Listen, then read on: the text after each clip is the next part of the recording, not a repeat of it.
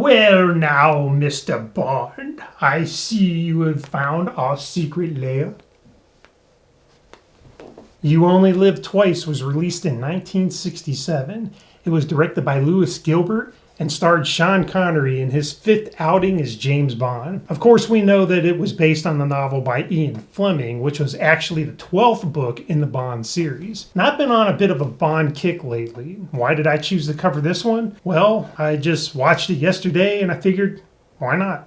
After a U.S. space capsule is abducted in orbit by a mysterious spacecraft, the American authorities automatically suspect the Soviet Union is behind it, causing tensions to rise between the two superpowers. The British Secret Service learns that the mysterious spacecraft may have originated from somewhere near Japan. Desperate to prevent a possible US-Soviet war, they send in James Bond to investigate. With the help of Tanaka from the Japanese Secret Service, Bond eventually discovers that the mystery craft was launched from a secret base inside of a nearby volcano. And worse yet, the facility is run by his old nemesis, Ernst Stavro Blofeld, who is attempting to get the US and Soviets to wipe each other out so he can set up a new government and assume power. With their military on high alert, the US launches another capsule in orbit, forcing Bond and Tanaka to infiltrate the secret base and stop Blofeld from using his spacecraft to make another abduction. Aided by Tanaka's Academy of Ninja Commandos,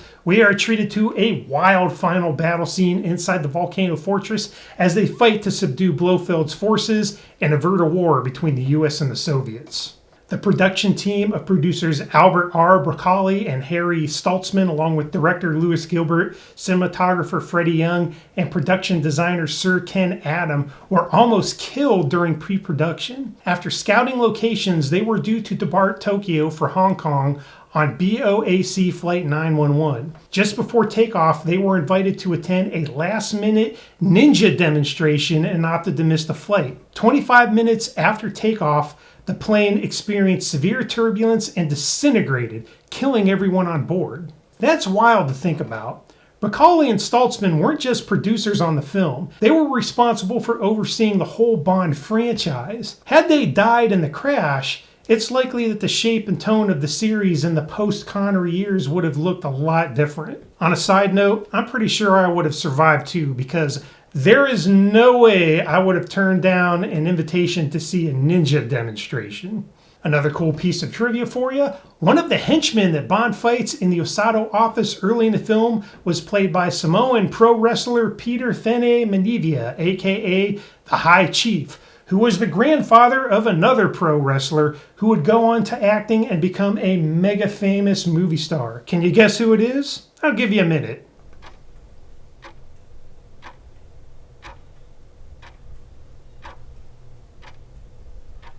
Give up? It's none other than Dwayne "The Rock" Johnson. I guess action movies are in his blood. This only makes me want to see him cameo as a villain in a Bond movie sometime. Come on, Hollywood, get on it. Bond movies were a staple for me growing up. I can't remember the first time I'd seen this one, but it was likely on a TV broadcast one night. And I've seen it many times since, and it's one that I throw on every now and then for fun. Personally, I think this is one of my favorite of Connery's run. It's very fast-paced with a lot of cool flair that you come to expect from a good Bond film from this era.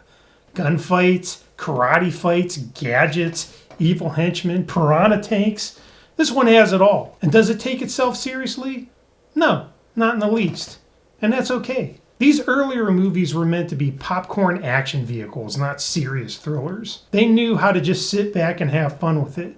I, for one, am fine with that, and in some ways, I kind of miss it. Have you seen You Only Live Twice? How did it rank in the Bond series for you? Let me know what you think. Thanks again for taking the time to watch, and until the next time, have a good one.